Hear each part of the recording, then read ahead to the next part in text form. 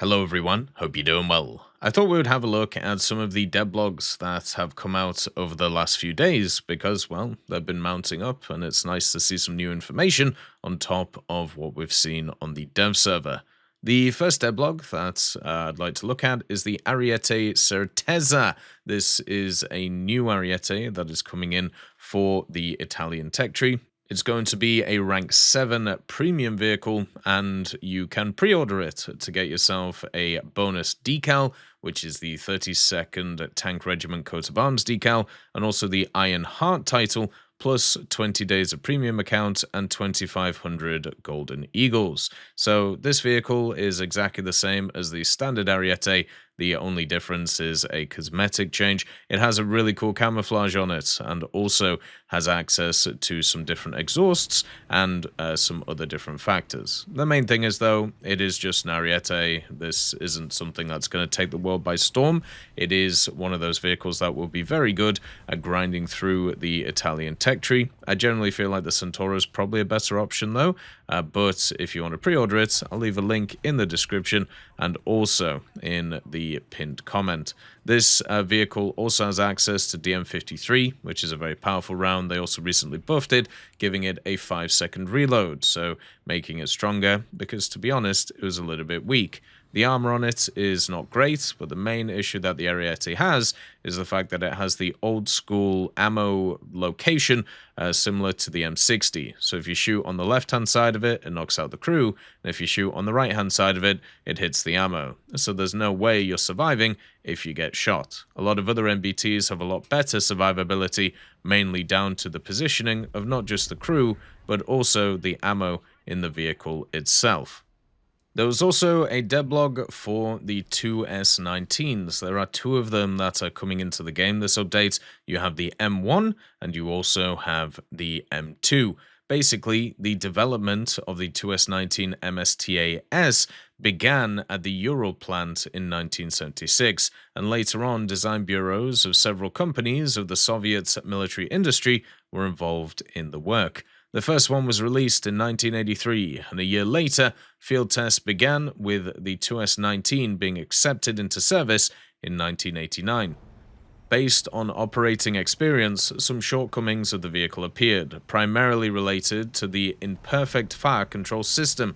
These shortcomings were eliminated with the advent of the modernized 2S19 M1 and also M2 variants. In addition to the armed forces of the Russian Federation, the 2S19 is in service with Venezuela, Ukraine, Azerbaijan, Ethiopia, and also Georgia. So maybe we can see some fun kind of camouflages and also setups for it. The M2 is a squadron vehicle and the M1 is a researchable. Basically, the difference between them is the M2 has a slightly longer gun, longer barrel, I should say. It doesn't seem to affect these shells, at least right now on the dev server, and also it's a higher BR and has a better engine and of course a better autoloader. It's able to reload a little bit quicker, not a huge amount. The main issue with this vehicle is it has no armor. It's 15mm on the front of the hull and also of the turret. This basically means that you can get penned by anything, so you've got to make sure that your round counts, otherwise you're going to have a bit of a problem. It does also have access to a ton of different rounds though, the HE, APHE, BC, and also heat rounds at the same time, including HEVT2. So this one will have all of those. One of the things this vehicle doesn't have, though, compared to some of its competitors around these BRs, it doesn't get access to thermals, and it also doesn't get access to a laser rangefinder. So you're going to have to manually aim it, which is generally fine, just makes it a little bit harder to do. And since the chassis itself is a standard Soviet MBT chassis, guess what? It doesn't get to reverse. So once you're in the action, you have to stay there and you have to win that action. And that's not always easy to do, especially when you have no armor going into it. And at the BR that it's at 7.0 and 7.3, you're going to have to deal with some stuff with stabilizers, which will always be able to get the first shot off, which means you will die very quickly. The next blog we have is the Rapier, or specifically the RCM 748 tracked Rapier. This is a rank 7 SBAA that is coming into the British tech tree, and it's going to be incredibly fun and also offer something slightly different to what you have around that BR. The Rapier surface-to-air missile was developed for the British Army in the 1960s with the intention of replacing outdated and traditional anti-aircraft guns at RAF bases. This missile entered service with the British Army in 1971 as a static missile system. An additional requirement by Iran was made to mount this missile system onto a tracked and mobile vehicle to help protect their Chieftain tanks. The Guided Weapons Division of BAC selected the American M548 as the vehicle and modified it to fit the Rapier missiles and also a radar, which was first shown as the tracked Rapier at the Paris Air Show in 1977. However, by the time Iran could receive orders, their government collapsed and had cancelled defense contracts shortly after the British Army became interested and purchased several of these vehicles, first entering service in 1983 with the Royal Artillery. The tracked Rapier saw use in the Gulf War with the 12th and 16th Air Defence Regiments of the British Army. In the mid to late 1990s, it was phased out from service by the Stormer HVM vehicle. The RAF Cosford Museum has one tracked Rapier on display, which you can see, which is quite fun. So this vehicle is a mobile missile platform using a new type of missile.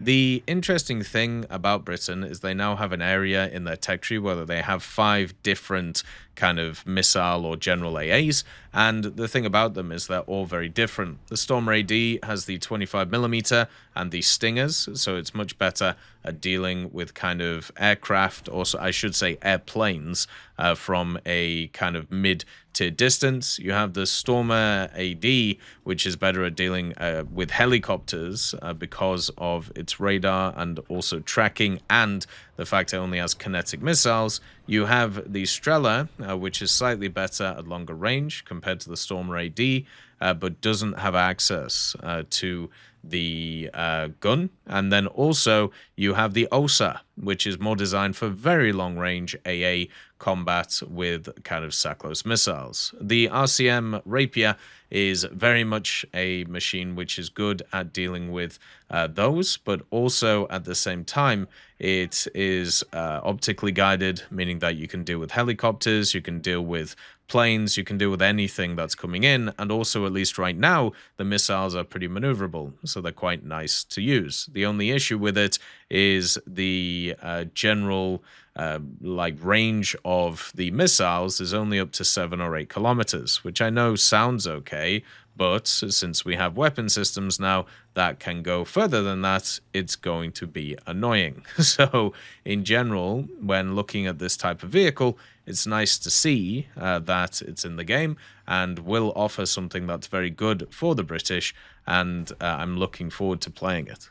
There is also the new top-tier Russian aircraft, the Su-30SM. This is a rank 8 Russian vehicle that's coming in, and of course it's coming in with some new technology and some new features compared to everything else. This vehicle has access to the R77-1 active radar homing missile, which is the better version of the R77 we already have in the game, and also it is a multi-role vehicle, so it has access to everything you could ever think of in terms of armament, which means it's going to be very deadly, not just in air, but also in ground. The other thing is it can carry up to 14 missiles, which I don't think we have a single vehicle in the game which can carry that much, but here we go with the Su-30SM. It also gets access to thrust vectoring control, and that is also going to be something that gives it quite a nice kind of setup compared to other vehicles. It is also a feature coming in with other vehicles too, so we'll have to see what goes on with it. Or maybe not the thrust vectoring, but at least the hyper-maneuverability. During the further development of the Su-27 series of fighters, the introduction of a second crew member became necessary. This was to be the pilot-operator, who could take control of weapons and navigation systems, and if needed, have the ability to replace the main pilot on long-distance flights. For the development of a 2-seater variant, the Su-27UB was picked to be modified. It received a new pilot-operator seat and numerous improvements to onboard avionics and weapon control systems. In 1988, The aircraft entered testing under the designation of the Su-30. Due to the difficult economic situation, it was decided to offer the new fighter to foreign customers, the first being India. Based on one of the fighter upgrades for the needs of India, a modification for the Russian Air Force was developed in the early 2010s. This was the new Su-30SM model that entered testing in September 2012, and by the end of the same year, began to enter active units. The Su-30SM is currently in active service with the Aerospace Forces and Naval Aviation of the Russian Navy, and is also in service with Kazakhstan, Belarus, Armenia, and also Myanmar, showing that it's got itself around the place. So yeah, this vehicle will have access to all of the standard Russian weaponry that you're used to, including stuff like the R-73, the Kh-29L, the Kh-38MT and ML, the Cab 1500, and all of the other ridiculous munitions that people have had to deal with at the higher echelons of ground. But then also it will have access to a new active radar homing missile and also a new radar, giving it advanced capabilities. One of the issues that the Russians have had in War Thunder is they just get outdone because they just don't have as good weapons as some of the counterparts in the other areas of the game, especially in air superiority. Well, now I'm guessing that's going to change, since with this R-77-1, it gives the vehicle access to new capabilities and also access to new ways of fighting. As always, I hope you have a wonderful day, and I'll see you next time. I'd just like to thank GMG Smiley, CD Beans, Chieftain Mike, EMN3 Galaxy, Tulio Pontecorvo, Brendan Quinn, Carrion Crow, Gus Irenicus, Pyman, Wartinder, Teddy, Daniel Stanton, Martinez, B. Young, Ozzy Panzer, Alan Hacker, Liam Shear, Opium Prime, Lafouche, Sem Aslan, Uncle Bean, and Derek R. for supporting the channel.